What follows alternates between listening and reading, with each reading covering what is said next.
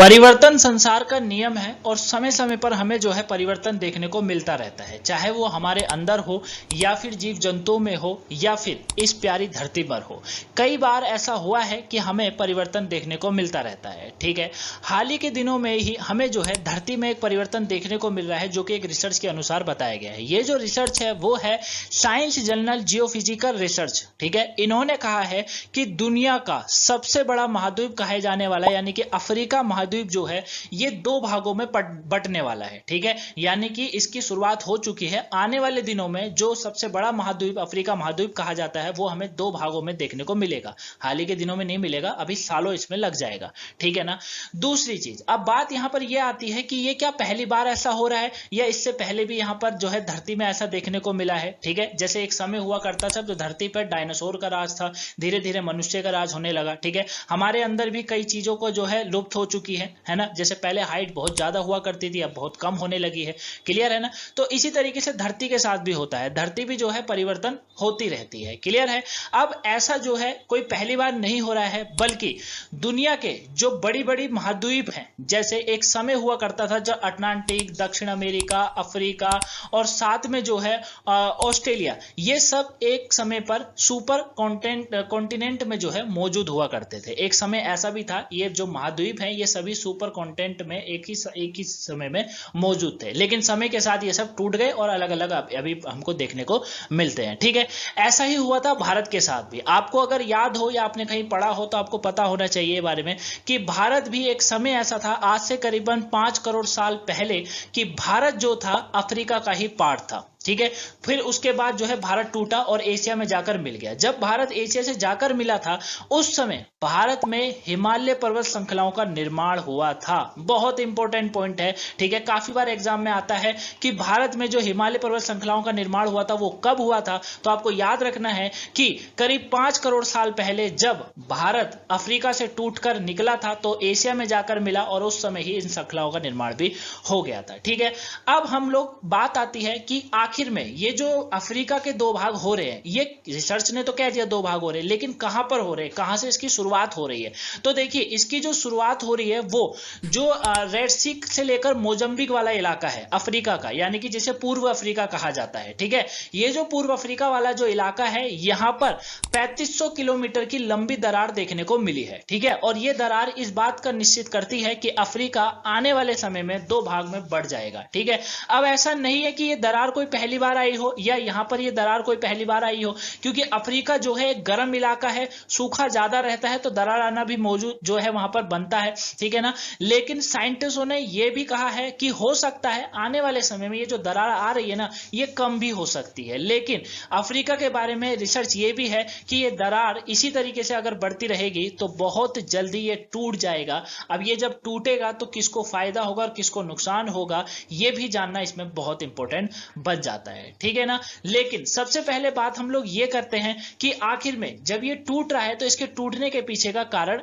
क्या है। अफ्रीका में ये जो हो रहा है, ये दरार जो आ रही है, इसको समझने के लिए हमें सबसे पहले धरती के डिजाइन को समझना होगा। देखिए, दरअसल होता क्या है, धरती में जो हमें नीचे का पार्ट देखने को मिलता है, जिसे क्रस्ट और मेटल वाला पार्ट कहते हैं, जो कि स्थल मंडल और साथ में लिथोस्फीयर के नाम से जाना जाता है, ये कई टेक्टोनिक प्लेट्सों में बटा हुआ होता है। ठीक है, अब ये जो टेक्टोनिक प्लेट्स होती हैं ये आगे की तरफ स्पीड से मूव करती रहती हैं। ठीक है, और इसी के नीचे वाला जो पार्ट होता है, जिसे हम लोग एस्ट्रोनोस्फीयर के नाम से जानते हैं, ये जो होता है ये ऊपर सरकता रहता है। अब यही सारी प्रक्रिया के कारण जो है हमें दरार देखने को मिलती है, क्योंकि कई बार ऐसा होता है कि आपस में टकरा जाते हैं। ठीक है, जैसे मैं बात करूं एस्ट्रोनोस्फीयर वाला जो पार्ट है, यानी कि जो टेक्टोनिक प्लेट्स हैं उसके नीचे वाला जो पार्ट है, उसकी अगर मैं बात करूं तो इसका कभी कभी जो भाव और प्लेटों की जो बाउंड्री से पैदा हुआ फोर्स होता है ना, इससे डायनामिक पैदा होता है। और जब ये डायनामिक फोर्स पैदा होता है तो टेक्टोनिक प्लेट्स के जो कोने होते हैं वो टूट जाते हैं।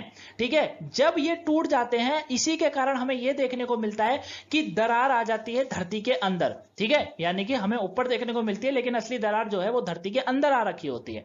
ठीक है ना, सरल भाषा में अगर मैं आपको बताऊं तो देखिए होता क्या है, जो हमारी धरती है वो प्लेट्सों में बटी हुई है, यानी कि टेक्टोनिक प्लेट्स जो होती है, टेक्टोनिक जो प्लेट्स होती है उसमें बटी हुई है। ठीक है ना, अब होता क्या है, ये जो टेक्टोनिक प्लेट्स होती है जहां पर ये स्थित है उसके नीचे है लावा। ठीक है, लावा यानी कि गर्म। अब जो लावा है ये क्या होता है, ये जो प्लेट्स होती हैं, जो टेक्टोनिक प्लेट्स होती है, लगातार मूव करती हैं। अभी मैंने बोला ना ये तैरती रहती हैं, ठीक है। जैसे एस्ट्रोनोस्फेयर वाली है वो तो ऊपर की तरफ सरकती है, लेकिन जो स्थल मंडल है उसमें जो प्लेट्स लगी हुई है, टेक्टोनिक जो प्लेट्स है, वो क्या करती है, वो आगे की तरफ मूव करती हैं। तो जिसके कारण कई बार ऐसा हो जाता है कि ये आपस में टकरा जाते हैं और फिर ये टकराने के बाद जो है इनके कोने मुड़ जाते हैं, यानी कि टूट जाते हैं और हमें दरार देखने को मिलती है। यही कारण है जो अफ्रीका में हमें दरार देखने को मिल रही है। आई होप आप इसको बहुत अच्छे से समझ गए होंगे कि आखिर में धरती का डिजाइन क्या कहता है, ठीक है। लेकिन एक क्वेश्चन बनकर आता है कि जैसे आपको पता होगा कि मैंने अभी आपको बताया कि भैया जो हमारी पृथ्वी है वो किस में बटी हुई है, टेक्टोनिक प्लेट्सों में बटी हुई है, ठीक है।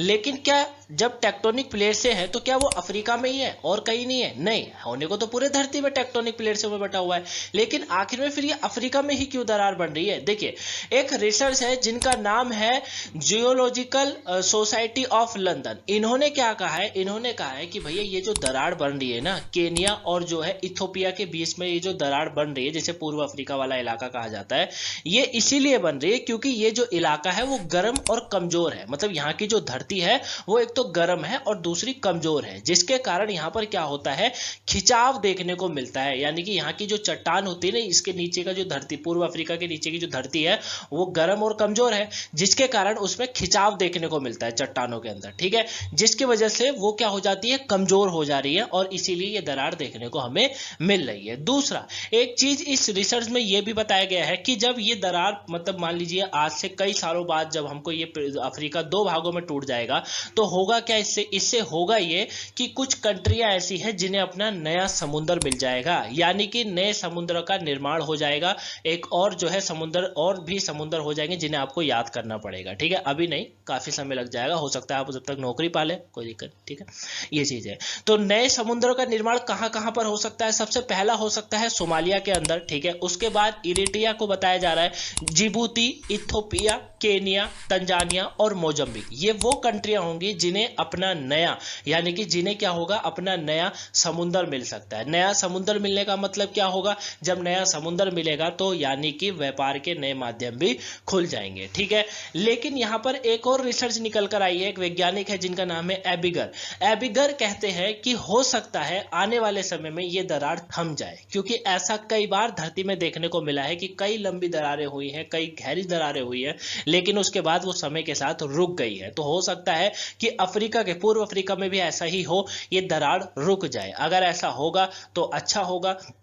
और देखिए, अगर दरार आती भी है तो कुछ जो कंट्रियां मैंने अभी आपको बताई उन्हें नए समुद्र मिल जाएंगे, यानी कि नया व्यापार का माध्यम खुल जाएगा। हालांकि जहां से ये दरार आ रही है वहां पर रहने वाले लोगों को नुकसान भी होगा, कुछ को फायदा भी होगा, यानी कि 50-50% का चल रहा है इस समय, ठीक है ना।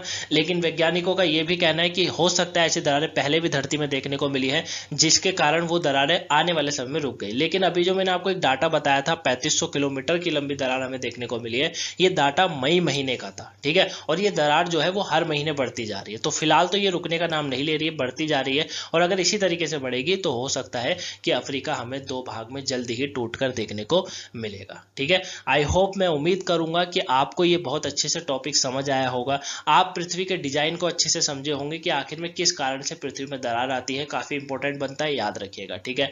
अगर आपको लगा हो कि मैंने आपको कुछ नहीं समझाया या कहीं पर कोई दिक्कत जो है मैंने गलत आपको समझा दिया, तो मुझे कमेंट बॉक्स में जरूर बताएगा, आंसर वहां पर आपको जरूर मिलेगा, ठीक है। आपसे नेक्स्ट वीडियो में, तब तक के लिए thank you for watching guys. Video को लाइक, सब्सक्राइब, शेयर जरूर करिएगा। Thank you for watching, have a nice day, thanks for watching.